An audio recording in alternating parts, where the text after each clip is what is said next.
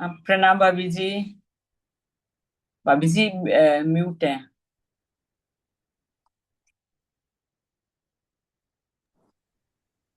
हाँ। हाँ, प्रणाम भाभी जी। भाभी जी, ये जो आपने किए थे, ये प्रथमोपशम और द्वितीय, ये प्रथमोपशम किए, पर वो द्वितीयोपशम वाली बात, ये अपने यहाँ पे कोई चर्चा ही नहीं हुई, तो उसका वो कब कब लेना है वो? उपशम उपशम श्रेणी का ना। हाँ। ये हो जाए फिर थोड़ा उपशम श्रेणी का ले लेंगे। नहीं, जैसे अपने मतलब जो भी है, गुणस्थान का तो सारा वर्णन 14 तक हो गए अपने। शुरू हम्म। शुरू में परिभाषाएं सारी हो ही गई। हम्म। और और उपशम श्रेणी का अलग ही वर्णन है, वो ले लेंगे बाद में।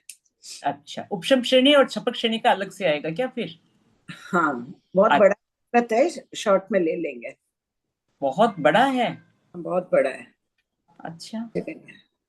तो हम लोग तो इतना फटाफट की बस उपशम श्रेणी चढ़ा और बस ऐसे ये रहा। देखो, इसका है ना, शॉर्ट में पहले पेठा प्रवृत्तिकरण के लिए कहते थे इसे। या पहले समय में जगन्य विशुद्धि कोई की होती है, कोई होता है सीधा सातवें में जाता है, कोई चौथे में जाता है ना। हाँ। तो विशुद्धि भिन्न भिन्न तो है ही। तो कितनी होती है एक समय की, पहले किसी एक जीव की एक है, किसी की 100 है। इतना डिफरेंस हो गया। दूसरे समय में किसी की 20 बढ़ी, 21 हुई जगन्य विशुद्धि, दूसरे की 125 भी हो सकती है।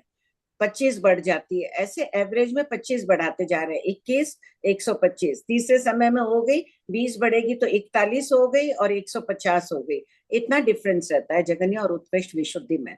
इनमें से कई एक अध्यवसाय पुनः भी आ जाते हैं। 21 बढ़ी और 125, या 41 बढ़ी, 21 बढ़ी तो 100 में से जो पहले वाले के भी 21, 2, 3, 4, 5, 20 तक हो ही सकती है ना। तो वो 20 में से 20 बढ़ गई, ऐसे 31, उसको तिर्यक मुखी विशुद्धि बोलते हैं। बहुत कंफ्यूजिंग है। पहले विश्व भी बढ़ गई, इतना ही समझ लेते हैं। पहले समय की जगन्य विशुद्धि 1 हाँ। और उत्कृष्ट विशुद्धि 100। ठीक है। दूसरे समय की जगन्य विशुद्धि 21। तीसरे कितनी समय बड़ी? की बड़ी ना। 125। हाँ। उसकी ठीक। जो पहले समय 1 वाला था उसकी 20 बढ़ गई। और दूसरे समय की उत्कृष्ट विशुद्धि 125 हो गई, उसकी 25 बढ़ी। बड़ी। ठीक है। तीसरे समय की 41 जगन्य विशुद्धि, उत्कृष्ट विशुद्धि 25 बढ़ी तो कितनी हुई? 150। 150। हाँ। चौथे समय की और लिख लो, जगन्य कितनी होगी? 20 बढ़ी तो 61।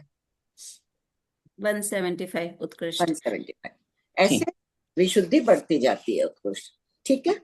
आंटी वैसे ना, अगर आज ले सकते हैं क्या द्वितीयोपशम का जो थोड़ा शॉर्ट में, या आज नहीं, वो गुणस्नान? द्वितीयोपशम का मंगाना पड़ेगा, सब चेंज हुआ हुआ है। अन्नपूर्णा तुम्हारे पास वो है ना? अनुश्री दीदी को आता है। अच्छा। लेकिन पेपर और भेज के ठीक से लेना होगा, पहले एक अच्छा। थोपड़ा ये पूरा कर लो। बीच में मत लो उपशम श्रेणी हो। आंटी। पहले ये आंटी हो मैं जाने ये दो ना। पूछ रही थी, मेरा विनीता आंटी आपका डाउट हो गया? हाँ, मेरा हो गया, मेरे को म्यूट कर दो। आंटी मैं ये पूछ रही थी कि जब हम तीसरे गुणस्थान में आगति पहले की भी, पहले गुणस्थान वाला तीसरे में जा सकता है डायरेक्ट? पहले गुण स्थान वाला तीसरे में? हाँ, मतलब कि तीसरे की आगति में पहला लिया है। तीसरे वाला पहले में जा रहा है। वो तो वो तो ठीक है आंटी, पहले आगति। वाला मतलब तीसरे की आगति में पहला गुणस्थान लिया है। हाँ हाँ, उसके पास त्रिपुंज है, पहले में मिथ्या दृष्टि है, सीधा तीसरे में गया। अच्छा। क्या बात है? वैसे नहीं, पहले मुझे ये ध्यान था कि सम्यक से गिरता हुआ ही तीसरे में आएगा, पर हाँ नहीं, पहले का त्रिपुंज बना हुआ है तो फिर वो बना हुआ तीसरे। है ना त्रिपुंज उसके पास। ठीक है आंटी, हाँ मेरा हो गया क्लियर।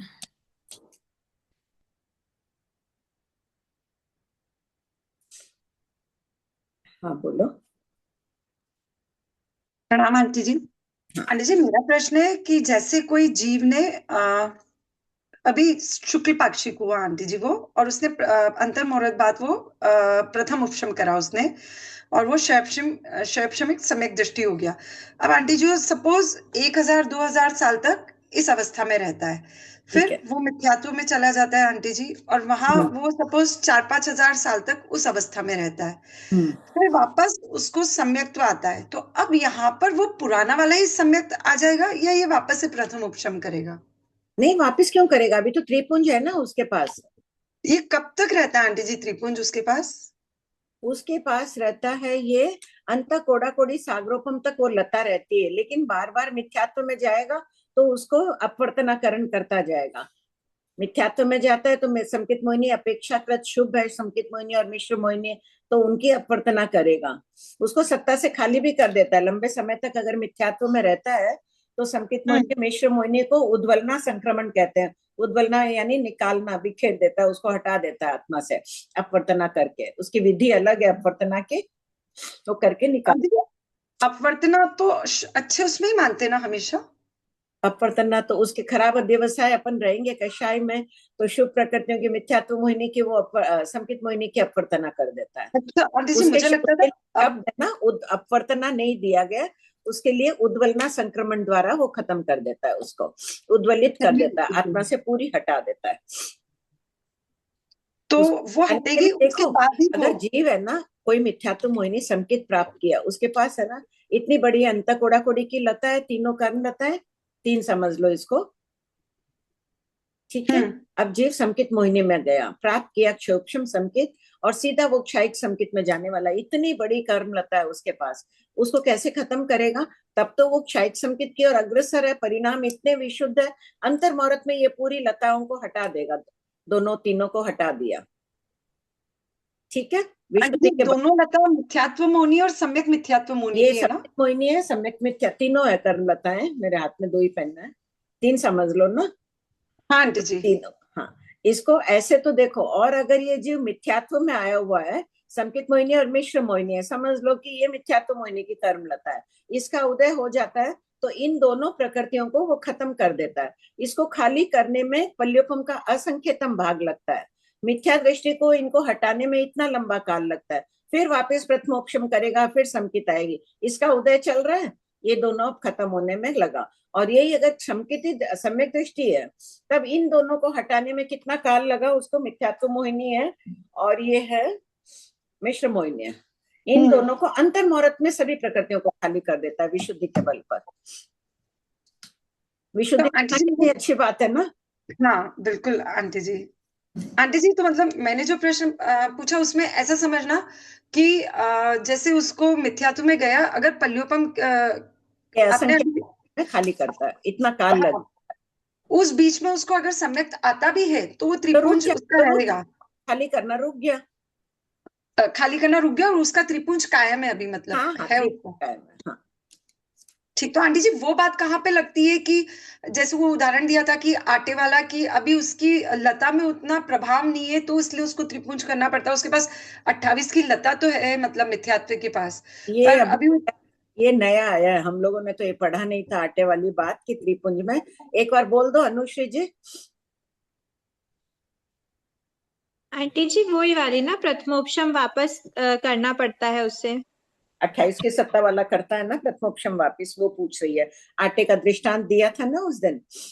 हाँ, इसमें ऐसा बता रहे कि अगर उसके पास में 28 की सत्ता है, मतलब स्टॉक में तो है, सम्यक वेदनी भी है और सम्यक मिथ्यात्व वेदनी भी स्टॉक में है, पर इतना ज्यादा स्टॉक में नहीं है कि उससे सम्यक वेदनी का उदय होकर के सम्यक तो प्राप्त किया जा सके।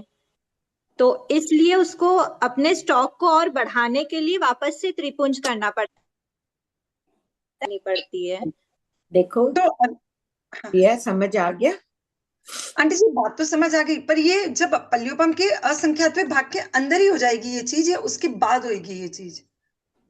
नहीं, बस पल्योपम के जब वो उद्वलना कर रहा है, अब थोड़ी सी बच्ची है उसके पास में, समझ लो, अब ठीक थोड़ी है। सी बच्ची है तो वो उदय नहीं आ सकता है, संकेत प्राप्त नहीं कर सकता है उतने में, थोड़ी सी चीज बच गई, तब वापिस और प्रथमोपशम करके उस लता को बड़ी कर देता है। ये पहले हम लोगों को नहीं सिखाया गया था, ये अभी नई ठीक है खोज आंटी के आधार से आया है। जी। आंटी जी हो गया आंटी जी, कृपा। जय जिनेन्द्र मासी। हाँ अनीता। मासी मेरा ना लास्ट 2 क्लास का भी रिकॉर्डिंग मैं नहीं देख पाई हूँ, तो उससे पहले का जितना मैंने पढ़ा है उसी से मेरा क्वेश्चन है, तो हो सकता है कि रिपीट हो, पिछले 2 क्लास में किसी ने कोई पूछा हो। बात, सीखे हुए ज्ञान की बार बार बोलो जल्दी, ये तो लाइन आनी चाहिए सबको, एक साथ आवाज गूंजनी चाहिए इसके। बोलो अनीता, आगे तो पूछ। उत्कृष्ट रसायन आए बार बार उसको पढ़ने से तो। उत्कृष्ट रसायन आए तो तीर्थंकर स्वागत श्री जी महाराज साहब और 4 सतिया जी है। एक बार उनके स्थानक में सुबह गई, सुबह की टाइम चारों सतिया जी जैसे भजन गाते हैं ना, वैसे तीर्थंकर गोत्र बांधने के 20 बोल गा रहे थे, भाव विभोर उनको पता ही नहीं चल रहा था कौन आ रहा है कौन बैठ रहा है। अरियंत भगवान का जैसे भजन की तरह चारों जनों की ध्वनि गूंज रही थी स्थानक में। अरियंत भगवान का गुणगान करता हुआ जीव कर्मों की क्रोड़ खपावे, उत्कृष्ट रसायन आए तो तीर्थंकर गोत्र बांधे से पूरे 20 बोल बोलते ही जा रहे थे आंख भजन की तरह। पहली बार सुना, अद्भुत नजारा था वो। कितने लीन हुए होंगे वो सत्या जी लोग, धन्य है साधु साध्वी, कितनी हाँ, धर्म आराधना करते हैं कितना। हाँ बोलो। वैसे मेरा पहला तो ये था कि जैसे इसमें अपने थर्ड गुण स्थान लेने के लिए हमेशा हमको ये करना ही पड़ेगा अंतःकरण, तभी थर्ड गुण स्थान आएगा। अभी बिना त्रिपुंज हुए कैसे आएगा? हाँ, तो त्रिपुंज मतलब करे, संकेत के लिए जब अग्रसर होंगे और फिर हमारा थर्ड गुण त्रिपुंज स्थान। होगा उसके बाद ही सम्यक मिथ्या तीसरा गुण स्थान है, तीसरा जीव स्थान आएगा। ठीक है। और एक है मासी स्थितिघात तो हर जीव करता है, ठीक है। ठीक है, पर गुण श्रेणी उसी स्थितिघात का आगे जाके होता है। तो सम्यक मतलब दर्शन प्राप्त करता है ना, चौथे जीव स्थान में कर रहा है, गुण श्रेणी रचना हो रही है ना। हाँ, तो वो ही जो स्थितिघात उस समय जो कर रहा है हाँ, वो उस गुण गुणाकार श्रेणी रूप गुणाकार रूप से उसको बैठा रहा है। ठीक है मासी। अपना और एक और क्वेश्चन था मेरा, एक मासी मेरा बोलना है कि अभवी जीव भी यथा प्रवृत्तिकरण तक पहुंच जाता है। हाँ तो फिर जैसे यथा प्रवृत्तिकरण उसने किया, अभवी है, अब वो आगे तो नहीं बढ़ेगा, तो एक पहला ही गुण स्थान में यथा प्रवृत्तिकरण भी हो रहा है और वो अपने जीवन काल तक वो फर्स्ट गुण स्थान में ही रहेगा मिथ्यात्व में। तो हाँ। फिर मतलब बदलाव कहाँ पे हो रहा है यथा प्रवृत्तिकरण और नहीं वाह, होने में? अभी मैं बहुत शांत स्वभाव में बैठी हूँ, कोई एक जन मेरी निंदा कर दो तुरंत ऊपर से नीचे तक सूखे घास में आग लगती है वैसे लग जाएगी ना, तो बंद ये हो सब जाएगा ना कुछ 70 का ये वापस। सब कुछ फर्स्ट गुण स्थान में ही अभवी के साथ हो तो रहा है। संकेत प्राप्ति के समय त्रिपुंज कहाँ हो रहा है, अनिवृत्तिकरण कहाँ हो रहा है? पहले जीव स्थान पहले गुण स्थान में हो रहा है। हाँ हाँ हाँ सभी काम तो पहले गुण स्थान में हो हाँ, रहा सभी काम पहले गुण स्थान में हो रहे है। हैं। और ये त्रिपुंज जो अंतरकरण की प्रक्रिया भी है ना, कई आचार्यों का मानना है कि अनिवृत्तिकरण के अंतिम समय में यानी मिथ्यात्व दिशा में त्रिपुंज करता है। कई आचार्य मानते हैं कि अगले समय में हो रहा है, उपशम संकेत की प्राप्ति के समय वो हो रहा है। हाँ, एक संख्यातम भाग शेष रहने पे कर लेता है और वो नहीं तो शुरू कर रहा है ना प्रक्रिया, हाँ। पूर्ण और का मासी ये स्थिति घात में उदय आवलिका में उदयवर्ती प्रकृतियों का उदय आवलिका से स्थापित करता है और बाकी प्रकृतियों को उसके बाद से।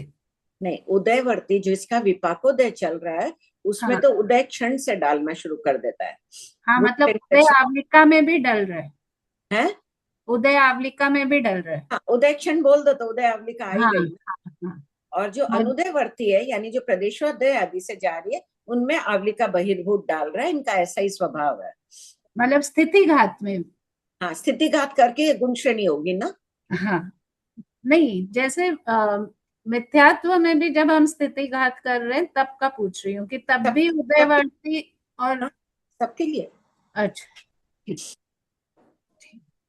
ठीक। प्रणाम भाभी जी। हाँ सुनिए। भाभी जी यथा प्रवृत्तिकरण तो असंख्य जीव एक समय में कर सकते हैं ना, हाँ तो असंख्य जीवों की अध्यवसाय में तरतमता रहेगी ना हाँ, विशुद्धि में। तो बता ही रहे ना, जगन्य विशुद्धि एक पहले समय की, दूसरे उत्कृष्ट 100 कितनी तरतमता है देख लो। तिर्यकमुखी हाँ विशुद्धि कितनी है सुनीता?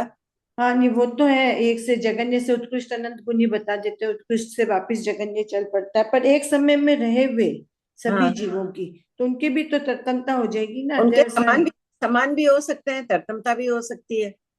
क्यों भिन्न भिन्न होने जैसे में भी तो भाभी जी कोई बाधा नहीं है ना, क्योंकि अध्यवसाय भी तो असंख्य हाँ लोका का हाँ, प्रदेश नहीं मैं तो प्रमाण है बोल रही ना। हूँ भिन्न भी हो सकते हैं, सेम भी हो सकते हैं ना। मान लो कि अच्छा तुम और मैं दोनों प्राप्त किए, अपन दोनों की प्रथम समय की जगन्य विशुद्धि 10 थी, ये भी तो संभव है, दोनों 10 हाँ, ये भी संभव है। अथवा और 10-11 हो सकती है, कुछ भी हो सकती है। और एक भाभी जी, जब संकित मोहनी और मिश्र मोहनी जब उदय में नहीं आ रही है, यानी 28 की सत्ता वाले के, तो इसका मतलब ये हुआ संकित मोहनी और मिश्र मोहनी की फिर जगन्य स्थिति कितनी माननी पड़ेगी उस समय, अंतर मुहूर्त क्या उससे अधिक? क्यों अंतर मुहूर्त क्यों मानेंगे? कल के असंख्यतम भाग उसके पास है, अंतर कोड़ा कोड़ी की लता पड़ी है। नहीं, जब 28 की सत्ता वाले के लिए फिर ये हो गया ना कि संकित मोहनी और मिश्र मोहनी अब उसके उदय में नहीं रही, तभी वो त्रिपुंज करेगा। उदय के योग्य नहीं रही, कितना हाँ हाँ, पता नहीं, अभी उन्होंने कहा नहीं कितना अंतर मुहूर्त शेष रही या कुछ रही कि विपाकोदय योग्य नहीं है।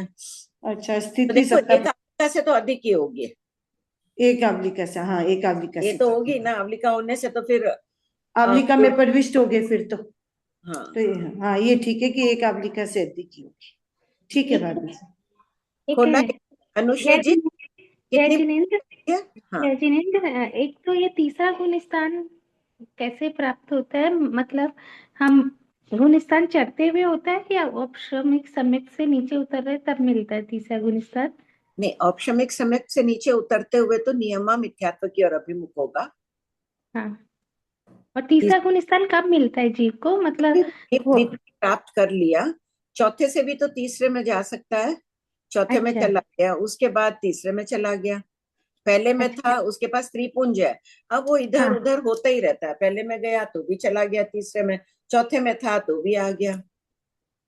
गति आगति का द्वार आया नहीं ना अभी तक।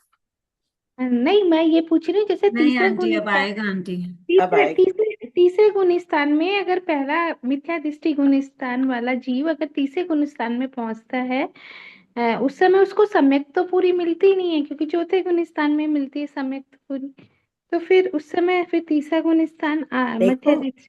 जब त्रिपुंज बना लेता है ना, कौन बोल रहा है? हाँ हाँ, सीमा बोल रही हूँ मैं, सीमा। सीमा जी, हाँ त्रिपुंज जब बन गया है तो हाँ अध्यवसाय ऊंचे है, तो संकित मोहिनी का विपाकोदय हो गया, वो सौक्षम समय दृष्टि बन गया।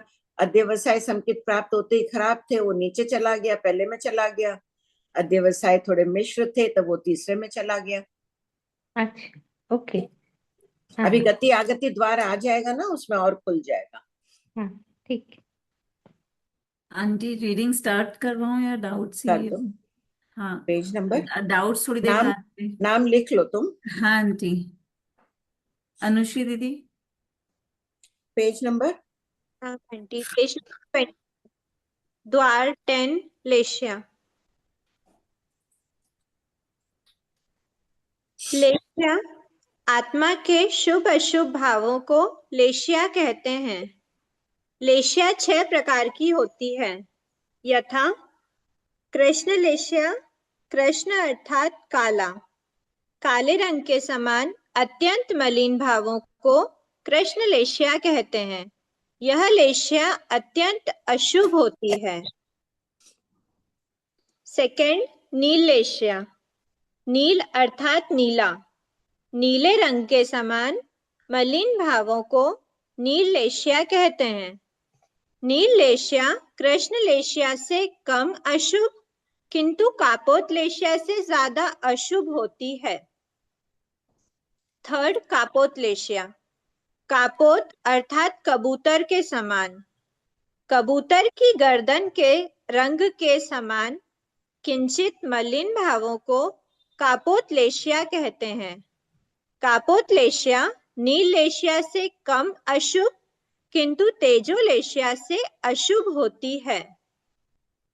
फोर्थ, तेजो लेशिया, तेज अर्थात अग्नि, अग्नि के लाल रंग के समान किंचित निर्मल भावों को तेजो लेशिया कहते हैं। यह पद्म लेशिया से कम शुभ किंतु कापोत लेशिया से शुभ होती है। फिफ्थ, पद्म लेशिया, पद्म अर्थात कमल, कमल के पराग कणों की तरह पीले रंग के समान निर्मल भावों को पद्म लेशिया कहते हैं। यह तेजो लेशिया से ज्यादा शुभ किंतु शुक्ल लेशिया से कम शुभ होती है। छठा, शुक्ल लेशिया, सफेद रंग के समान अत्यंत निर्मल भावों को शुक्ल लेशिया कहते हैं। यह लेशिया अत्यंत शुभ होती है। एक बार आंख बंद करके सब देख लो अपनी अपनी लेशाओं को। दोपहर हो गई है, दिन के 2 प्रहर में कैसे भाव थे, लेशा का प्रतिक्रमण कर लो। शुभ आए तो अहो भाव ले आओ कि मैं वैसे ही रहूं हमेशा शुभ में, वैसी मनोकामना कर लो।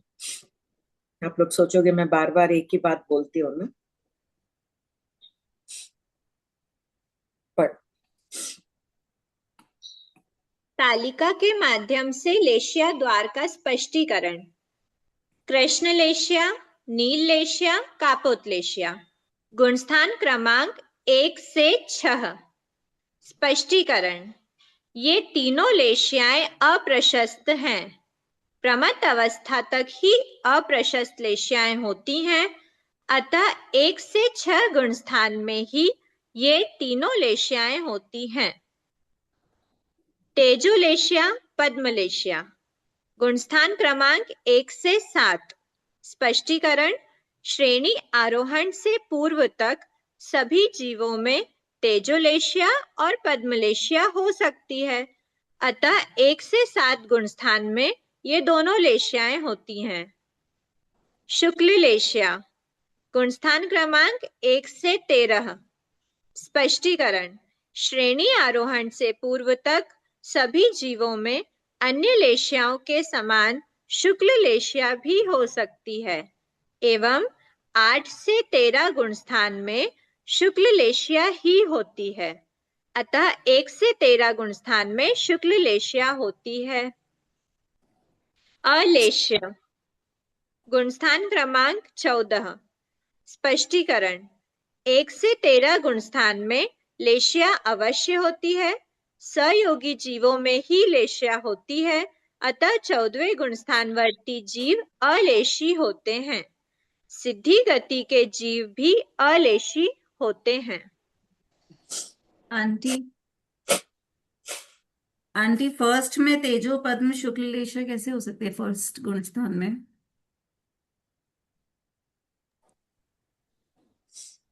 तीनों फर्स्ट में मिथ्या दृष्टि जीव भी तो अनुकंपाशील होते हैं, दया भावना दान पुण्य आदि का कार्य करते हैं वो भी। आंटी अपन ने ये पढ़ा था ना कि उनमें शुभ लेशिया तब मानते हैं जब उनकी जो काला है वो और हल्का पड़ने लग जाए तो वो शुभ नहीं नहीं, वो तो उनके लिए कहा था ना सोनम। पृथ्वी गमक का एक इंद्र गमक जीव में होते हैं। एकेंद्रिय में 3 अशुभ ही है, तो उनके हम्म। कृष्ण नील कापोत आदि शुभ अध्यवसाय कहा था। क्या शुभ लेशा में शुभ अध्यवसाय क्यों है, ये प्रश्न चला था। हेलो, हाँ हाँ आंटी समझ अब हाँ हाँ कृष्ण तो लेशा मतलब जो का शुभ कब होगा, वो नील की तरफ जा रहा है तो अध्यवसाय शुभ है, उनके शुभ लिए है, बात थी। और ये पहले गुणस्थान में पंचेंद्रिय कोई भी जीवों के किसी के भी हाँ हो सकती है। हाँ। और आंटी एक और क्वेश्चन था, वो पदम को अपन अब कमल पहले बोले। जीव स्थान वाले हैं, मान लो नवग्रवेक में पहले जीव स्थान वाला है, लेशा कौन से, जीवन पर्यंत द्रव्य लेशा शुक्ल ही रहेगी। शुक्ल रहेगी ऊपर की। हाँ आंटी। आंटी पदम यानी कमल, और कमल यानी कि येलो कलर। कमल के बीच का पराग, बीच अच्छा वाले बस फूल वो के लिया बीच। येलो, अच्छा हाँ, ठीक है आंटी। बिल्कुल।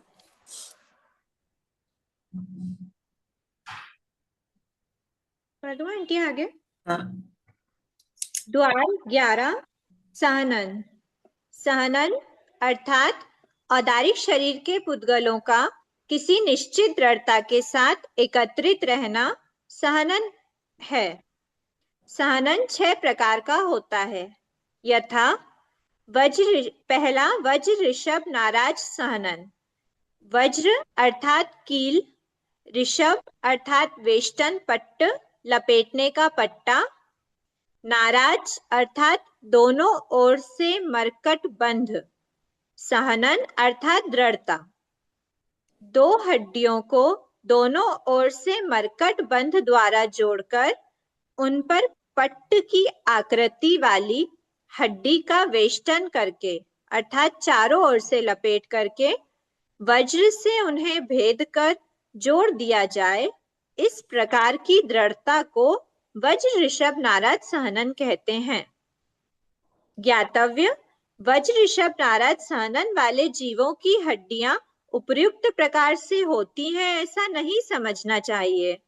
उपर्युक्त प्रकार की दृढ़ता के समान जीव का शरीर दृढ़ होता है ऐसा समझना चाहिए। शेष सभी सहननों के विषय में भी इसी प्रकार समझना चाहिए। सेकंड, ऋषभ नाराज सहनन। दो हड्डियों को दोनों ओर से मरकट बंध द्वारा जोड़कर उन पर पट्ट की आकृति वाली हड्डी का वेष्टन कर दिया जाए, इस प्रकार की दृढ़ता को ऋषभ नाराज सहनन कहते हैं। थर्ड, नाराज सहनन। दो हड्डियों को दोनों ओर से मरकट बंध द्वारा जोड़ दिया जाए, इस प्रकार की दृढ़ता को नाराज सहनन कहते हैं। फोर्थ, अर्ध नाराज सहनन। दो हड्डियों को एक ओर से मरकट बंध द्वारा जोड़कर दूसरी ओर से कील द्वारा भेद कर जोड़ दिया जाए, इस प्रकार की दृढ़ता को अर्ध नाराज सहनन कहते हैं। फिफ्थ, कीलिका सहनन। दो हड्डियों को कील के द्वारा जोड़ दिया जाए, इस प्रकार की दृढ़ता को कीलिका सहनन कहते हैं। सिक्स्थ, सेवार्थ सहनन। दो हड्डियां पर्यंत भाग अर्थात समाप्ति स्थान में एक दूसरे को स्पर्श करती हुई रहती हो, इस प्रकार की दृढ़ता को सेवार्थ सहनन कहते हैं। वर्तमान में जम्बू द्वीप के भरत क्षेत्र में उत्पन्न मनुष्यों में सेवार्थ सहनन ही पाया जाता है। तालिका के माध्यम से लेशा में शुक्ल लेशा वाले जीव 3 गति में जाते हैं, मनुष्य, तिर्यंच और देव। मनुष्य में 6 लेशा है, शुक्ल लेशा से भी सहित उत्पन्न होता है। देव गति में भी शुक्ल लेशा जहां जाए वहां उत्पन्न हो सकता है। हाँ, पढ़ो। तालिका के माध्यम से सहनन द्वार का स्पष्टीकरण।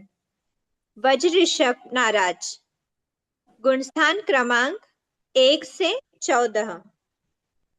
जिस प्रकार टिप्पणी, जिस प्रकार शरीर नाम कर्म का उदय 13वें गुणस्थान तक होने पर भी शरीर 14वें गुणस्थान तक रहता है, उसी प्रकार सहनन नाम कर्म का उदय 13वें गुणस्थान तक होने पर भी वज्र ऋषभ नाराज सहनन 14वें गुणस्थान तक होता है। स्पष्टीकरण। तन की दृढ़ता मन की दृढ़ता में सहायक है एवं दृढ़ मनोबल वाला साधक ही गुणस्थान आरोहण करते हुए 14वें गुणस्थान तक पहुंच सकता है। अतः वज्र ऋषभ नाराज सहनन से युक्त जीवों में 1 से 14 गुणस्थान होते हैं। देखो, हमारे पास तन की दृढ़ता भले ही ना हो वज्र ऋषभ नाराज सहनन जैसे, लेकिन मन की दृढ़ता तो आज के योग्य तो रख ही सकते हैं। ये अपने आप को सांत्वना नहीं देना है कि अभी आ रही ऐसा है, हम नहीं हो सकते हैं। जितना चाहे मनोबल को दृढ़ कर सकते हैं। है साधु साध्वियों जैसा हमारा मनोबल, थोड़ा सी कुछ होते ही अपने व्रत को भी तोड़ने में 1 मिनट लगती है। जीवन पर्यंत कष्टों को सहन कर लेते हैं, परीक्षाओं को सहन करते हैं। कितना दृढ़ मनोबल है। मनोबल को कभी दोष मत दो। ऋषभ नाराज, नाराज, अर्ध नाराज, कीलिका, सेवार्थ। गुणस्थान क्रमांक 1 से 7। टिप्पणी।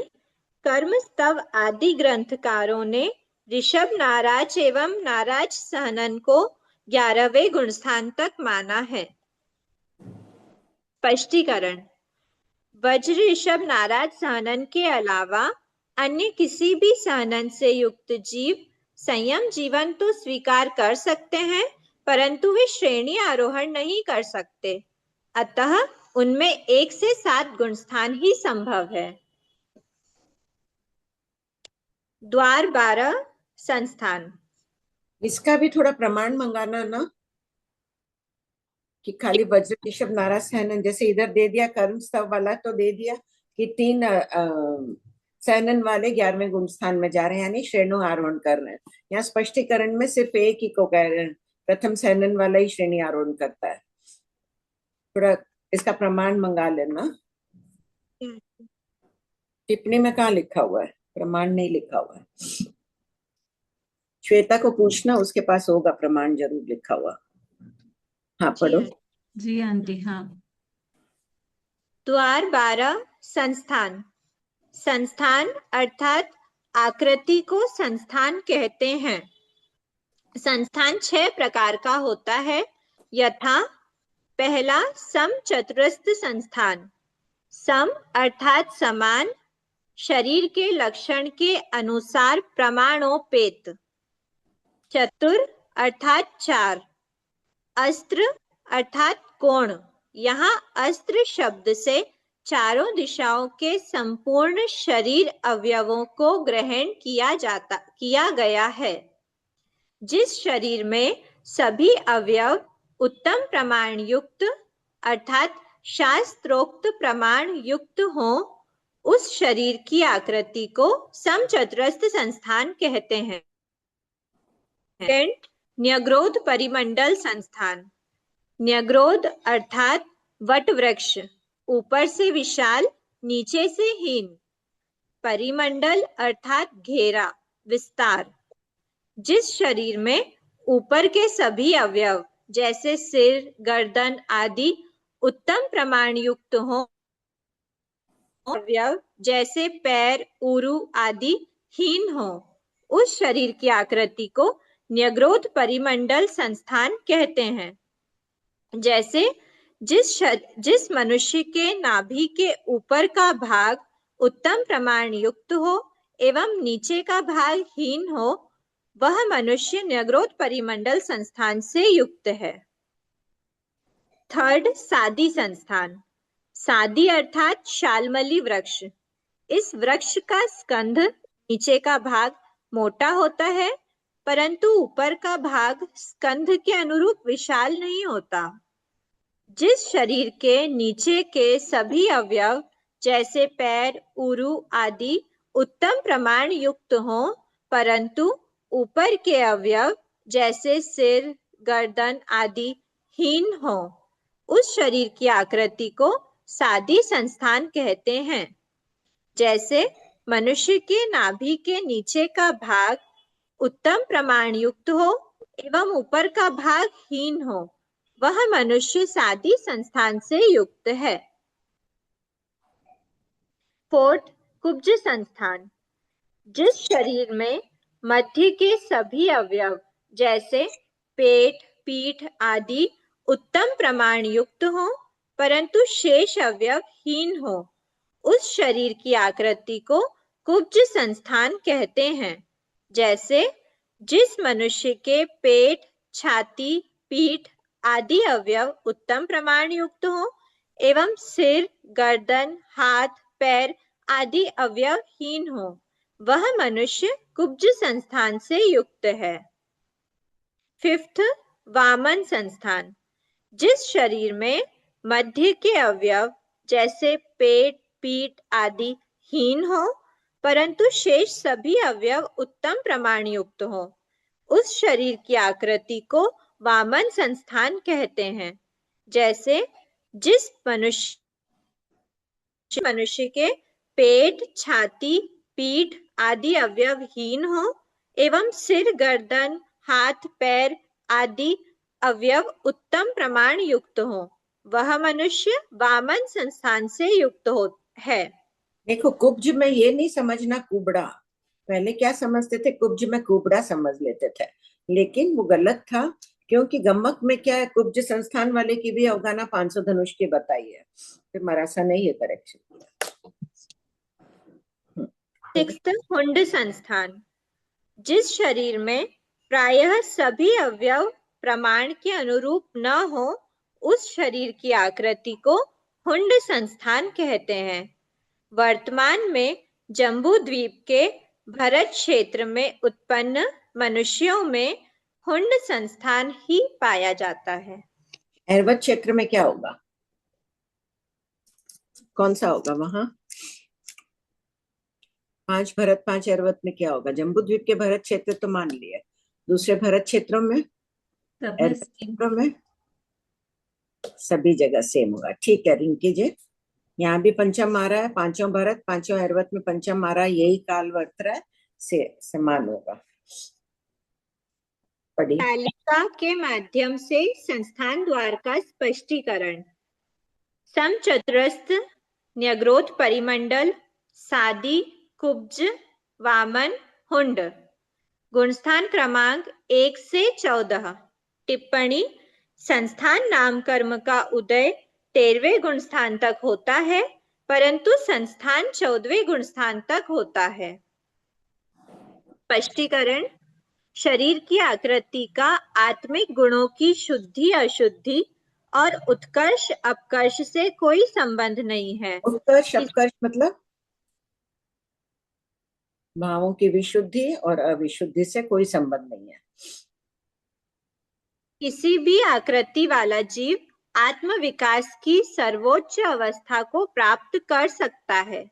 अतः प्रत्येक संस्थान में 1 से 14 गुणस्थान संभव हैं। द्वार 13 संयत। प्रस्तुत द्वार में जीवों के 4 भेदों की अपेक्षा वर्णन किया जा रहा है। जीवों के 4 भेद इस प्रकार हैं: पहला संयत, दूसरा असंयत, तीसरा संयता, नो संयत, नो असंयत, नो संयता संयत। पहला संयत।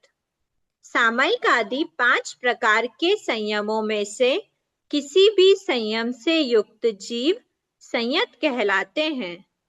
संयम 5 प्रकार हैं। संयम के 5 प्रकार हैं। पहला सामयिक संयम। सर्व सावध्य योगों का 3 करण 3 योगों से त्याग करना सामयिक संयम है। इस तीर्थंकरों के शासन में तथा महाविदेश क्षेत्र में यावत जीवन पर्यंत सामयिक संयम होता है। पहले व 24वें तीर्थंकर के शासन में अल्पकालिक छेदोपस्थापनीय के पूर्व तक सामयिक संयम होता है। सेकंड, छेदोपस्थापनीय संयम। जिस संयम में पूर्व दीक्षा पर्याय का छेद कर महाव्रतों का आरोपण किया जाए उसे छेदोपस्थापनीय संयम कहते हैं। थर्ड, परिहार विशुद्धि संयम। जिस संयम में परिहार तप एक विशेष प्रकार का शास्त्रोक्त तप किया जाए उसे परिहार विशुद्धि संयम कहते हैं। फोर्थ, सूक्ष्म संप्राय संयम। संप्राय अर्थात कषाय। जिस संज्वलन लोभ का अत्यंत सूक्ष्म उदय रहता है उसे सूक्ष्म संप्राय संयम कहते हैं। एक मिनट, अत्यंत सूक्ष्म कैसे होगा? कर्मलता तो यही है सूक्ष्म। मान लो संजलन लोक की कर्मलता है।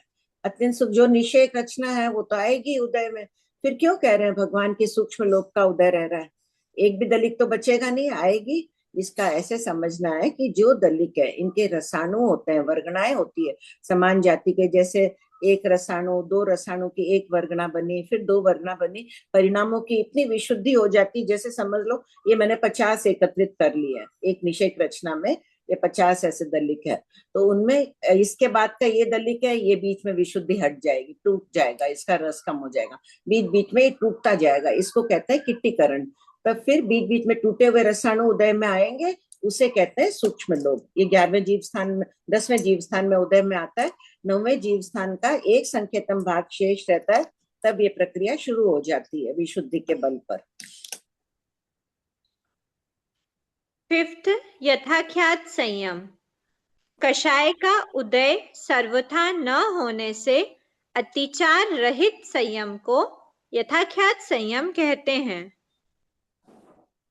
सेकंड, असंयत।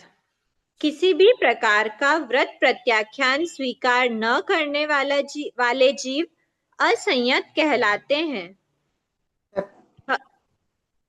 थर्ड, संयत। हाँ, नहीं पढ़। थर्ड, संयता संयत। सामयिक संयम आदि 5 प्रकार के संयम से युक्त न होने पर भी जिन्होंने कोई ना कोई व्रत प्रत्याख्यान स्वीकार किया है वे संयता संयत कहलाते हैं। सबने 14 नियम के पचकांड लिए आज। अनंत मेरु पर्वत जितने पाप कर्म सिमट कर कितने हो जाते हैं? एक राई जितने, राई के दाने जितने। सब लेते हैं 14 नियम के पचकांड।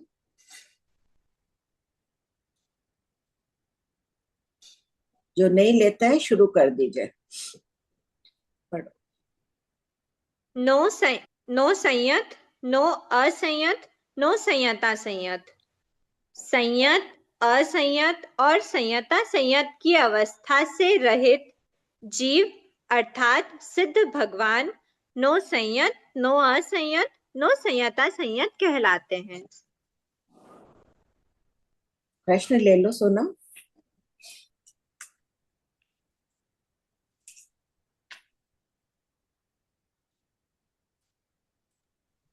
मासी मेरा पहले का है, इसीलिए बाद में पूछूं या अभी पूछूं? बाद में पूछ, 3:20 में वो शुरू करेगी ना, तब ले लो। प्रणाम भाभी जी। हाँ। भाभी जी, एक तो ना अभी जो आप बताए ना कि अत्यंत सूक्ष्म लोग भगवान ने क्यों बताया, एक बार वो रिपीट कर दीजिएगा ना क्या प्लीज। चीज? क्या? अभी आप जो बताए ना कि अत्यंत सूक्ष्म लोग भगवान ने क्यों कहा है। हाँ, किट्टीकरण कर देता है। जब नौवें जीव स्थान का एक संकेतम भाग शेष रहता है, तो परिणामों की विशुद्धि के बल पर वर्गणाएं होती है। वर्गणा किसे कहते हैं? समान प्रकार के रस वाली लोभ, मोहिनी लोभ की संजलन लोभ की बात कर रहे हैं। एक वर्गणा है जिसमें समान प्रकार के रस है। मान लो 100 अंश का रस है और ये 101 अंश वाली एक लता है पूरी, 102 वाली है। रसाणु जो पुद्गल है निषेक रचना में, वो पुद्गल को अगर असत कल्पना से ऐसे स्थापित करो तो ये एक वर्गणाएं बन जाती है। एकोतरिया वृद्धि, 100 रस वाली, 101 वाली, 102, 103 ऐसे 200 तक की हो गई। फिर भाभी जी, ये सबकी निषेक रचना अलग अलग होगी, अलग अलग मतलब इंटेंसिटी वालों की अलग अलग निषेक बन रही है। हाँ, नहीं, अच्छा निषेक एक ही निषेक में ऐसे दलिक होता है। अच्छा। कर्म दलिक जो होता है ना, एक निषेक में कितने अनंत दलिक होते हैं प्रतिभा। तो किसी में रस 100 मान लो, किसी में 101 मान लो, किसी में 202 मान लो। अगर उनको अपन ऐसे स्थापित करें तो मान लो ये पेन है, वो 100 रसाणु वाले दलिक है इसमें। फिर ये 101 वाले, तो ये एक वर्गणा हो गई 100 रस वाले दलिक के, लोभ संजलन लोभ के। इसमें सब परमाणु निषेक वाले थे, 101 रस वाले, 102। इसको कहते हैं एगोतरिया वृद्धि। ये शब्द आया हुआ ना, एक के बाद एक वृद्धि करती हुई वर्गणाएं रहती है, इसे कहते हैं वर्गणा। ऐसी अनंत वर्गणाएं होती है, बीच में टूट जाती है। मान लो 200 तक ले लिए, फिर 200 से लेके 300 तक है ही नहीं, फिर 301 से शुरू हो गई। तो 100 से 200 की अपन बात करें, इनमें भी विशुद्धि के बल पर 100 वाली वर्गणा पड़ी है, ये 101 वाली हट गई, इसका रस कम हो गया, विहीन हो गई, बिखर गई। फिर 102 वाली पड़ी है, फिर 110 वाली पड़ी है, बीच बीच के हट गए, इसे कहते हैं किट्टीकरण। अच्छा, बीच बीच में से कहीं से भी रैंडमली उठा के वो इधर उधर बिखेर दिए रसाणु उसको। इधर उधर हो जाते हैं। हाँ, और ये एक ही निषेक में अलग अलग इंटेंसिटी वाले रहेंगे। हाँ हाँ, ऐसे सभी और में होता है। फिर 10वें जीव स्थान में आएगा ना उदय में संजलन लोग, तो जितनी उसकी स्थिति है उतने निषेक में तो हो गई। और एक भाभी जी, इसमें ना पेज नंबर 26 में अपकर्ष वो आधा प किया हुआ है, वो शायद पूरा प होना चाहिए। 26 में शरीर स्पष्टीकरण वाला जो लाइन है ना, शरीर की आकृति, वही वाला सेकंड लाइन। हाँ, पूरा प होगा वो। और एक यहाँ पे करेक्शन वज्र होगा, यहाँ पे संगनन द्वार में जो पहला है वज्र ऋषभ नारा संगनन, फिर जो आता है वज्र अर्थात कील, वहां पे व्रज लिखा हुआ है तो वज्र होगा। हाँ, हाँ, हो गया भाई जी, कृतज्ञ उसमें। अनुश्री जी करा देना करेक्शन दोनों स्पेलिंग के। आंटी जी, ये जो टिप्पणी है ना पेज 24 पर, उसमें जैसे आंटी जी मतलब शरीर नामकरण का उदय जो होता है वो 13वें गुण स्थान तक रहता है ऐसा, और 14वें में बस वो उसको भोगता है केवल, मतलब शरीर तो पड़ा ही है 14वें में भी, अयोगी हो गए तो भी डॉक्टरों के हिसाब से वो मृत शरीर है, योग नहीं है, कोई का स्पंदन आदि कुछ भी नहीं है जी। मतलब आंटी जी की उदय जो रहता है वो केवल 13वें गुण स्थान तक ही रहता है। हाँ। और आंटी जी एक ये जो 5 चारित्र है इसमें शुरू, जी आंटी जी। हाँ, नहीं, उदय के कारण ही, शरीर नामकरण के उदय के कारण पुद्गलों को ले रहे हैं ना, औदारिक पुद्गलों को ग्रहण कर रहे हैं, छोड़ रहे हैं। हाँ आंटी जी। रोमहार आदि जो चल रहा है वो शरीर नामकरण के उदय से चल रहा है। तो आंटी जी फिर 14वें गुण स्थान में वो उदय नहीं रहता है तो वो अयोग्य अवस्था भी आ जाती है। अयोग्य, कोई न पुद्गल किसी चीज का भी नहीं ले रहा है, आहार भी नहीं ले रहा है, लेशा के भी नहीं, आनापान भी नहीं, कुछ भी तो नहीं ले रहा है। जी आंटी जी। हाँ आंटी जी, एक ये पाठ जो सैयद बता रखे, उसमें जो पहले दूसरे और तीसरे, ये तो अपन को ग्रहण करना पड़ता है, और सूक्ष्म संप्रदाय और यथाख्यात तो विशुद्धि के बल पर अपने आप हो जाता है ना, ये वाला तो। हाँ, अब पहले ग्रहण करना पड़ता है, ये भी बिना विशुद्धि के कैसे आएगा? विशुद्धि हो रही है तो प्रत्यक्ष वर्ण कर्म का क्षोक्षम हो रहा है। जी आंटी जी, पर ये किसी से लेना पड़ता है ना, ये लेने पड़ते हैं, सही बात है। और आंटी जी जो ये छेदस स्वतः, स्थापना, ठीक बात है, ये स्वतः ही परिणाम विशुद्धि से बढ़ता जाता है। तो उसके जो परिणाम जिस समय आते हैं 10वें जीव स्थान में, तो वो सूक्ष्म संप्राय संयत कहलाता है। संप्राय यानी कषाय, सूक्ष्म कषाय। क्यों है सूक्ष्म कषाय? उसकी वर्गणाएं खंडित हो गई। और आंटी जी जो छेदस्थापनीय संयम है, उसमें लिखा है कि महाव्रतों को आरोपण किया जाता है। तो आंटी जी अभी जैसे जो दीक्षा लेते तो सामायिक चारित्र में उनको आरोपण नहीं किया जाता क्या महाव्रत? नहीं, पहले सामायिक चारित्र करेमी भंते के पाठ से दिलाते हैं। बड़ी दीक्षा होती है तब दशमकालिक का पाठ सुनाते हैं ना। वही मतलब आंटी जी 5 महाव्रत धारी तो वो तभी कहलाते ही है ना, बड़ी दीक्षा के पहले भी? हाँ, कहते हैं व्यवहार में, लेकिन निश्चय में बात एक है। तो मैं ना पहले भाग में ये पूरा पढ़ लो, कांखा मोहनीय वेदने के कारणों में इसका स्पष्टीकरण किया हुआ है। इसमें आंटी जी पहले शतक में कांखा मोहनीय वेदने का 13 कारणों का थोपड़ा है, उसमें पूरा स्पष्टीकरण दिया हुआ है। जी आंटी, एक बार पढ़ लेना, कोई डाउट हो तो फिर पूछ लेना। प्रणाम भाभी जी। भाभी जी, ये जो ये प्रथमोपशम की बात जहां आती है, वहां एक साथ एक ही टाइम में समय का हेरफेर हो सकता है। असंख्यात जीव यथा प्रवृत्तिकरण तक जा सकते हैं। अभवी की बात छोड़ देते हैं, अभवी तो खैर ठीक है, वापस लौटेगा ही।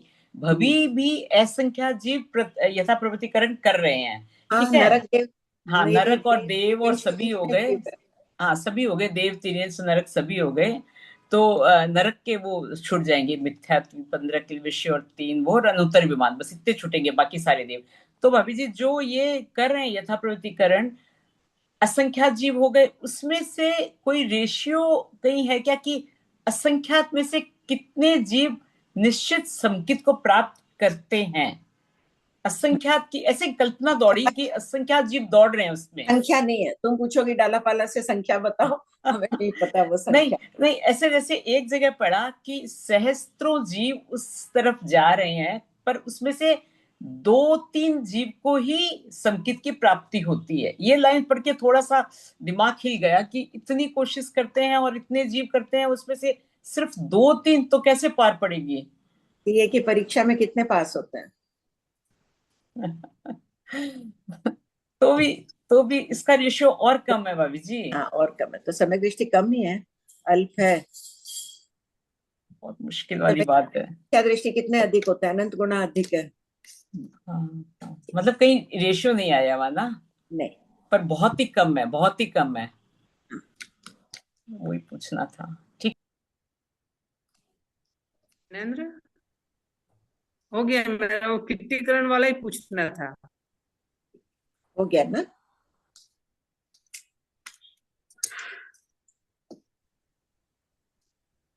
जय जिनेन्द्र आंटी। जय जिनेन्द्र। औदारिक शरीर में सहनन का कैसे एक्सप्लेन करेंगे आंटी?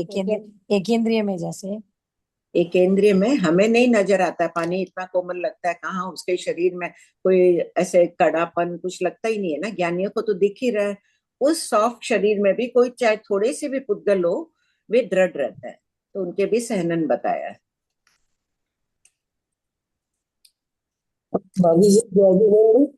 जय जिनेन्द्र। ये जो संस्थान है, ये बताया 1 से 14 गुण स्थान तक, तो ये तीर्थंकर के समय होता है क्या? ये क्या चीज? क्या चतुर्थ संस्थान विघोर परिमंडल सादिक मुंबज बामन हुंडक में 1 से 14 गुण स्थान बताया है। हाँ, देखिए हरिकेशी मुनि के कौन सा संस्थान था? हुंड। मोक्ष में गए। भगवान महावीर स्वामी गौतम स्वामी के कौन सा था? समचतुरस्र। जो भी संस्थान हो, चाहे मोटा पतला कुब्ज, जो संस्थान हो, हर संस्थान वाले मोक्ष में जाते हैं। गमक में नानता नहीं बताया ना, कमला भाई गमक चल रहा है? चल तो रहा, किंतु इतना याद नहीं रहता, भूल जाते हैं। तो को है ना, बार बार पढ़ लो थोड़े दिन। आप तो इतना पुरुषार्थ करते हैं, इनसे प्रेरणा लेनी चाहिए, बहुत पुरुषार्थ करते हैं, इनकी किताबें खुली रहती है। ये तीर्थंकर काल में ही होता है ना? हैं? ये तीर्थंकर काल में होता है, ऐसे तो हाँ, नहीं होता है। क्या बोल रहे हैं सोनम? मेरे को आवाज नहीं आ रही। आंटी वो बोल रहे हैं ये तीर्थंकर काल में ही होता है क्या? क्या चीज? ये समचतुरस्र, संस्थान अच्छा, समचतुरस्र संस्थान का विच्छेद जम्बू स्वामी के बाद हो गया, ऐसा व्यवहार भाष्य में मिल रहा है। फिर धीरे धीरे कम होते होते अब भी 10 पूर्वधर थे, तब 2 संस्थान थे, उसके वज्र स्वामी तक 2 संस्थान बताए गए, उसके बाद में कम होते गए, अभी एक ही मान रहे हैं। कई आचार्य 6 संस्थान पूछ रहे हैं क्या? हाँ, संस्थान भी वही है, वैसे ही मान रहे हैं। सैनन भी वैसे ही है, जम्बू स्वामी तक 6 संस्था, वज्र ऋषभ नारद सैनन था, फिर सैनन कम होते गए, फिर वापस हो जाएंगे, उत्सटनी काल में वापस आएगा, उत्कर्ष का काल आएगा तो फिर 6 संस्थान वाले 6 सैनन वाले हो जाएंगे। हो गया कमला आंटी? हाँ, जैसे आपने सैनक नहीं 7वीं नरक में संगीत यंच या संख्यात वर्ष के संगी मनुष्य में वृष ऋषभ नाराज माना जाता है जाने वाले में। तो एक क्वेश्चन ये है कि तंदुल मत्स्य का जैसे 7वीं नरक बताया गया है, तो उसका सैनन क्या वृष ऋषभ नाराज था? दूसरा सैनन, हाँ, पलकों पर अच्छा, बैठा था उसके, तो सैनन उनका वृष ऋषभ नाराज था। वज्र ऋषभ। अच्छा, तो जैसे अभी मनुष्य 7वीं नरक में अभी भी जा रहे हैं, इतनी हिंसा हो रही है, तो 7वीं नरक का पंथ संभवतः हो सकता है। तो मैंने सैनन कई आचार्य मान रहे हैं अभी 6 सैनन, आचार्य श्री अभी एक ही बोल रहे हैं, कोई आचार्य 3 सैनन मान रहे हैं। मान लो बहुत क्रूर कर रहा है, आचार्य श्री की धारणा के अनुसार कोई बहुत क्रूर पाप कर रहा है, अंतर मोरत तक तिर्यंश में जाके वज्र ऋषभ नाराज सैनन वाला बन के 7वीं नरक में चला जाएगा, बांधे हुए कर्मों को तो उसको भोगना ही पड़ेगा, अच्छा, हाँ डायरेक्ट ठीक, जाके ऐसे चला जाएगा। हाँ अच्छा, वन मतलब वे जैसे वन वे तो हो, कोई इसका रास्ता पे घूम के जाते तो हैं ना, वैसे चला हाँ जाएगा। हाँ, तो अभी जैसे हमारे प्रेजेंट में जो मनुष्य हैं उनमें वृष ऋषभ नाराज नहीं है, तो 7वीं नरक का बंध भी नहीं है उनमें। हाँ, और एक क्वेश्चन था कि जैसे लिखा कि प्रत्येक वनस्पति काय में एक शरीर में एक जीव होता है और उसके आश्रित असंख्य जीव रहते हैं, तो इसका कोई उदाहरण से आप बताएंगे कि कोई एक पत्ता है, एक पत्ते में एक जीव है, उसकी निश्राय में आके बहुत जीव उत्पन्न हो गए उसी रंग के, वैसे ही हमें पता ही नहीं चल रहा है। तो कैसे जीव, मतलब जैसे केले का एक पेड़ है, वो प्रत्येक वनस्पति का है, तो हाँ, उसके आश्रित कैसे हो गए संख्य जीव? आश्रित मतलब उस पेड़ के कारण उस पत्ते पर आके उत्पन्न हो गए, उस पत्ते में उत्पन्न हो गए। पर आगे। उस दिन दृष्टांत दिया था ना, घड़ी का, लोटे का, उस पे मटकी का, फुलन आती है, पहले पर्याप्त नामकरण का उत्पन्न हुआ, फिर फुलन धीरे धीरे फैल जाती है, तो मूल कारण क्या था? पर्याप्त नामकरण वाला एक जीव आके वनस्पति का उत्पन्न हुआ, उसके बाद अपर्याप्त नामकरण के असंख्य जीव आ गए। मतलब लेकिन वो पत्ता तो स्वयं तो केले का ही जीव है ना वो। उसके आश्रित, जैसे किसी एक घर में मुख बड़े के आश्रित में इतने रह रहे हैं, ऐसे कह रहे हैं ना, सामान्य आश्रित शब्द ही मिल रहा है, इसको और कैसे एक्सप्लेन करूं, नहीं समझे? नहीं, मैं वो ये समझ एक बस यही मान लीजिए, एक पत्ता है, उसके ऊपर आके एक पानी की बूंद थी और पानी के जीव आके उत्पन्न हो गए, वहां पर योनि तो चाहिए कोई ना कोई चीज की, तो वो उनके हाँ लिए योनि बन गई। हाँ, वो योनि बन गई, या फिर उस पत्ते पर हमारे और भी तरह के एक इंद्रिय कुछ जीव तो वो उत्पन्न योनि हो। बन गई ना। हाँ ठीक, अभी महाराजा समझ। ने फरमाया कि उन्होंने देखा कोई मक्खी, बड़ी मक्खी थी, वो मक्खी उदरज कहते हैं ना, उनके पेट से अंडा जैसे निकलता है, गर्भज नहीं कहते हैं मक्खी को, स्त्री पुरुष का संयोग नहीं होता है, लेकिन उदरज है, उनकी गर्भ योनि है, वहां के बाहर निकले। बोले वो अंडा सामने पड़ा, वो निकल रहा था वो बड़ी मक्खी में से, और साथ में सफेद चीज ऐसी लटे लटे उसके उससे निकल रही थी। अपने भी कहते हैं ना, स्त्री की योनि में इतने असंख्य सन्नी पंचेंद्रिय जीव उत्पन्न होते हैं, तो बोल रहे हैं ऐसे लटे उसमें से निकलती जा रही थी, उन लोगों ने आंख से देखा, बोले सामने ही थी वो मक्खी और ऐसे निकल रहे थे। हाँ बोलो। मासी मेरा आगे का ही था। एक तो ये है कि यथा प्रवृत्तिकरण में अंत कोटा कोटि सागरोपम का बंध शुरू हो जाता है, तो जो अभवी जीव वापस यथा प्रवृत्तिकरण से हटते हैं तो फिर उनकी लताएं बड़ी हो जाती है क्या? हाँ हाँ, और ये भवी जीव में भी वैसे ही है क्या? Same? और मासी मेरे को ये पूछना था, जैसे ये जो 4 अपूर्व का काम होता है ना इसमें अपूर्वकरण में, तो इसमें एक अंतर मुहूर्त के समय में ही एक स्थितिघात, गुण श्रेणी शीर्ष भी एक अंतर मुहूर्त का, और पल का संकेतम भाग कम का स्थितिबंध भी एक अंतर मुहूर्त में, और देखो फिर हजारों रसघात। देखो पेज नंबर बोलो। मासी ये तो उन्होंने कराया था ना। नहीं, पेज नंबर लिखा हुआ भी है ना, 4 बातें होती है, सब खोल लेंगे ना। Page number page number 8। 8। हाँ 8 में एकदम फर्स्ट लाइन में है। सब कोई खोल लीजिए पेज नंबर 8। स्थितिघात, स्थितिघात अंतर मुहूर्त तक हो रहा है, उसके बाद में विशुद्धि उसकी बढ़ रही है तो स्थितिघात और बड़ा कंडक ले लेगा। अच्छा, ऐसे समझना है इसका। हाँ अनुभव भी घात हो रहा है, रसघात हो रहा है, स्थिति बंद हो रहा है, एक अंतर मुहूर्त तक स्थिति घात किया, वो एक समान स्थिति बंद, मान लो कि वो कर रहा है 10 सागर का बंद, तो 10 सागर का बंद कितनी देर करेगा? अंतर मुहूर्त तक। उसके बाद में 10 सागर से कुछ कम का बंद करेगा, हाँ, तो तो उसमें स्थिति वो हो गया ना, वो भी परिवर्तन का अंतर। संकेतन भाग करेगा। ठीक है। और हाँ गुण श्रेणी रचना भी जो कर रहा है स्थिति घात से उठा के जिनको स्थापित कर रहा है ना, असत कल्पना से मान लो 16 समय को अंतर मुहूर्त मान लो, तो 16 समय में स्थापित करेगा। पहले समय में कम दलिक, दूसरे समय में उसे असंख्य गुणा अधिक, तीसरे, तो वो भी काल अंतर मुहूर्त का है। और मतलब गुण श्रेणी शीर्ष भी अंतर मुहूर्त का ही बनेगा। हाँ, और फिर ये अंतर मुहूर्त में ये पूरा खाली होगा, फिर वो दूसरा वाला बनेगा, और फिर एक अंतर मुहूर्त। क्यों, सभी चलते ही रह रहा है प्रोसेस। ये स्थिति घात, ये कंडक खत्म हुआ, दूसरा कंडक ले लिया। हाँ वो मतलब खत्म हुआ, उदयावलिका से जैसे जैसे वो आगे बढ़ता जाएगा उसके बाद ही तो उसका स्थापना होगा, या पहला समय का निकल गया तो दूसरा जो कंडक टूटा वो दूसरे समय से लग गया वैसे? नहीं नहीं, एक समय का कंडक तो होगा नहीं ना, अंतर मुहूर्त का था ना अंतर स्थिति। मुहूर्त, हाँ तो ये ठीक। गुण श्रेणी रचना कर रहा है, जितना इसको 16 समय में स्थापित करता जा रहा है। हाँ ये खत्म हुआ, दूसरा फिर ले लिया। हाँ, मतलब 16 पूरा खत्म होने पे दूसरा स्थिति घात होगा, है ना? नहीं, क्यों, भले ही चलता रहो। हाँ मान लो चलता अगले रहो, समय 16 के बाद 17वें समय में। नहीं नहीं, पहले का ये कंडक है, मैंने ये उठाया, अंतिम स्थिति घात हो गया है, खत्म हो गया यहाँ का, उठा के मैंने ऊपर बिखेरा है, तो हाँ तो 16 समय तक का बिखेर 16वें दिया। समय खत्म हो गया। ठीक बात है। हाँ ठीक ठीक ठीक ठीक है, हो गया। प्रणाम आंटी जी। हाँ आंटी जी, वो सम्यक्त वेदनीय का जब स्टॉक बढ़ाता है तो वो स्टॉक इतना ज्यादा विशुद्धि से बढ़ सकता है क्या कि वो 5वें 6ठे गुणस्थान में चला जाए, या फिर वो है ना स्पर्श करेगा ही तीसरे चौथे क्रम मोहिनी से का जाएगा? शौक क्यों बढ़ाना? ये संकित मोहिनी की लता है अपनी आत्मा पर, अपनी विशुद्धि हुई, अपन ने अप्रत्याख्यानावरण कर्म का क्षोक्षम कर लिया। जी फिर से फरमाइए आंटी, क्या आप फरमाए? ये चौथे जीव स्थान वाला जीव है।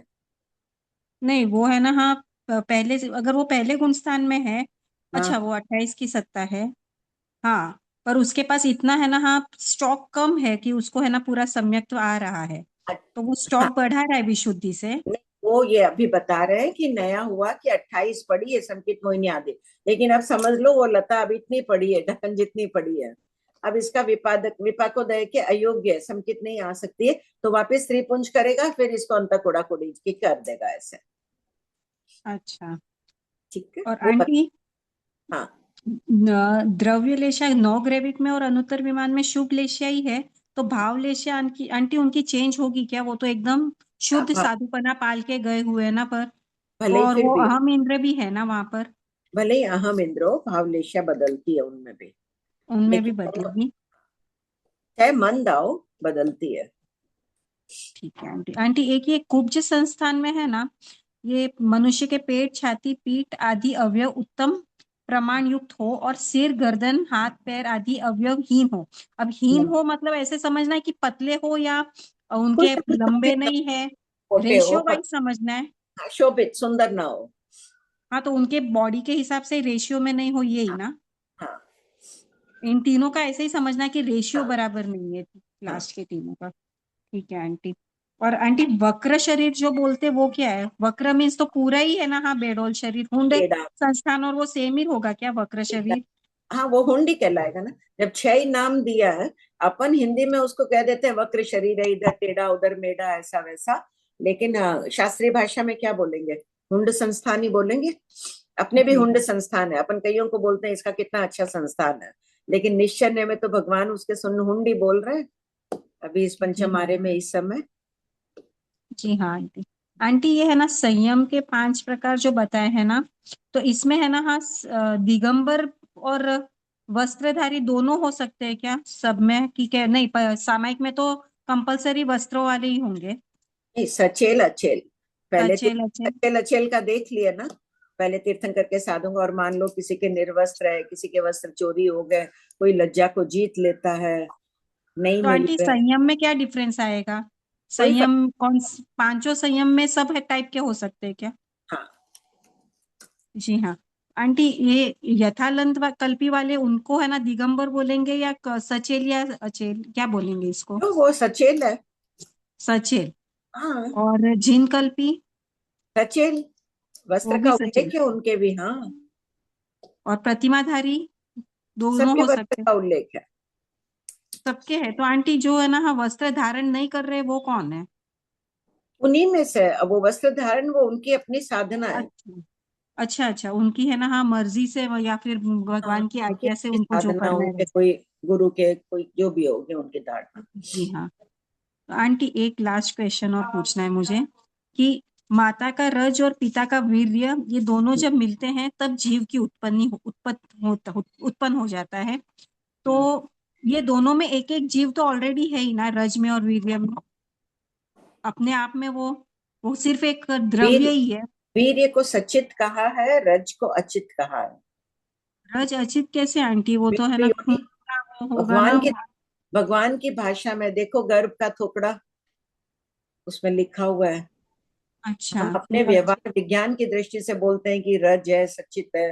वो जो भगवान की भाषा में है कि जो उस समय वहां का योनि का वीर्य है, रज है, वो अचित है। आंटी वो जो है ना हम, ठीक है मैं देखती हूँ ये आंटी। पर आंटी जब देव शैया में उत्पन्न होते हैं तो आत्मा जब उत्पन्न हो रही है वहां पर कोई भी जीव जा रहा है, तो फर्स्ट मटेरियल वो कहाँ से आएगा? भले ही वो वैक्रिय शरीर ही, तो फर्स्ट मटेरियल स्टार्ट कहाँ से होगा?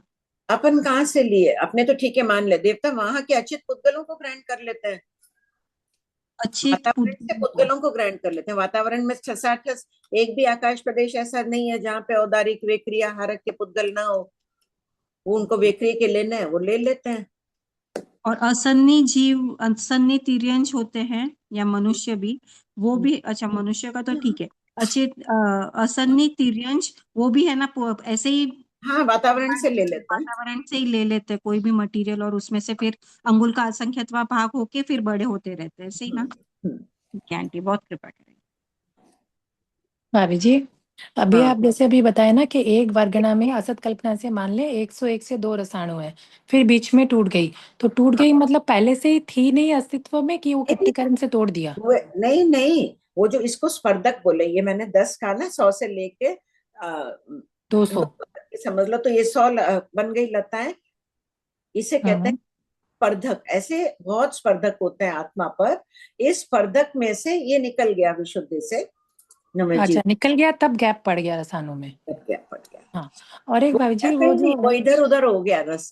जैसे होता है ना, कोई चीज अपन ने कूट कूट दी, चूरा कर दिया, तो इधर उधर बिखर गई, वैसे मतलब विशुद्धि दूसरे के दलिकों के पश्चात। साथ में मिक्स हो गया जाके। हाँ, वो रसाणु इधर उधर हो गए। पर आएंगे तो उदय में ही ना भाभी जी, फिर इधर कहाँ उधर होके भी। रसाणु? अब 102 है ही नहीं उसके पास, 150 वाली लता है ही नहीं रसाणु।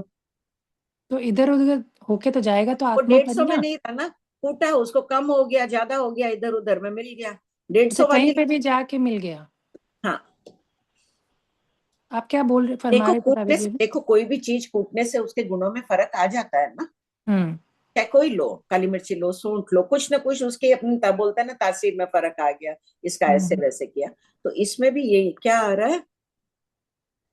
रस घट है, इसके रस रस घात, घात है, क्या पूछ रहे घात हैं? तो वैसे भी हो रहा है, ये विशेष प्रकार की प्रक्रिया है।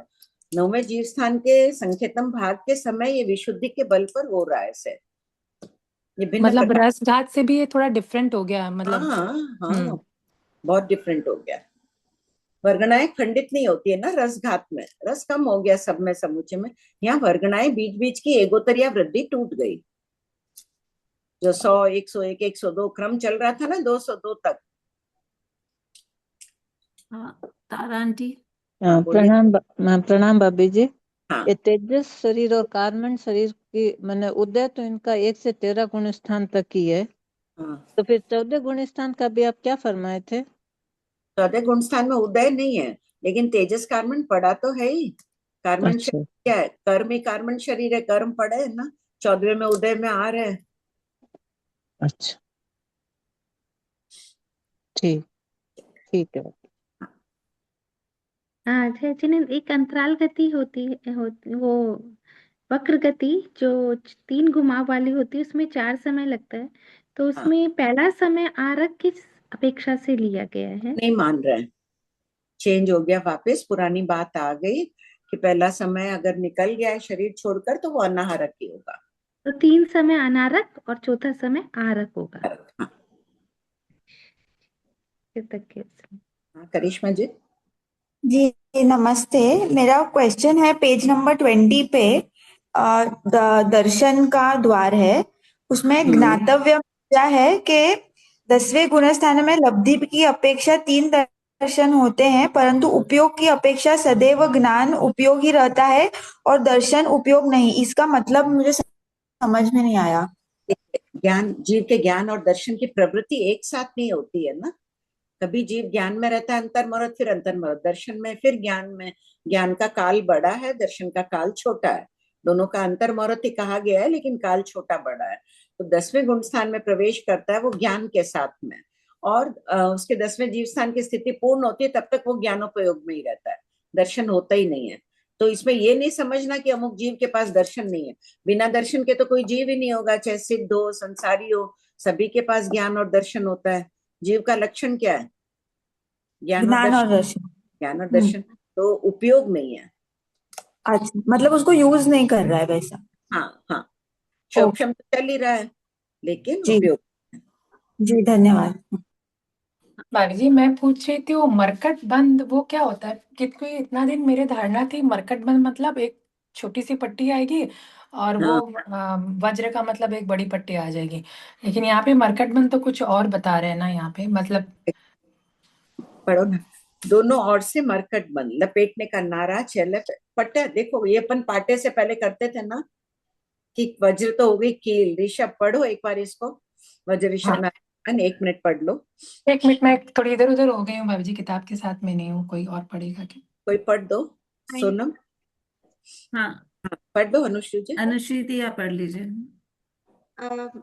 2 हड्डियों को दोनों ओर से मरकट बंध द्वारा जोड़कर। आंटी मरकट बंध को उसमें लिखा हुआ था कि मरकट बंध मतलब बंदर का बच्चा जिस प्रकार अपनी माँ को पकड़ता है, तो इस प्रकार से ऐसे पकड़ा जाता है। ठीक है, इसको दृढ़ता से कोई, मरकट बंध बोलते हैं। जैसे अगर पाटे 2 पकड़ों को जोड़ना होता है, लकड़ी उसको जोड़ते हैं ना, पाटे की लकड़ी को, किनारों वालों को जोड़ रहे हैं लकड़ी को, तो उसको किससे जोड़ रहे हैं? एकदम दृढ़ता से जोड़ रहे हैं, तो मजबूती से उसके एक पट्टी लगा देते हैं। और अब तक है ना भाभी जी यही मतलब धारणा थी ना, इसी तरह की रचना, लेकिन आज तो पूरा ही अलग ही बात है इसमें कि रचना नहीं होती है, बस इसकी दृढ़ता समझनी है वैसे। हाँ, देखो कई लोग बोलते थे ऑपरेशन करा, हड्डी देखे, डॉक्टर्स लोग भी कई क्वेश्चन करते थे हमारा साउर को, कभी ऐसे दिखाने की हड्डी पर ऐसे ऐसे ऐसे। ये खाली तुलना करके बताइए कि इतनी मजबूती का वो पाटा है। एक पाटे को अगर ऐसे बनाओ वो कितना मजबूत होगा, दूसरे पाटे को खाली खिल्ला लगा के छोड़ दो तो उसकी मजबूती में अंतर रहेगा ना। वो दृष्टांत दिया है व्याख्याकारों ने। ठीक है भाई जी, कृतज्ञ। कृपा आंटी। जय जिनेन्द्र। प्रणाम आंटी कृपा।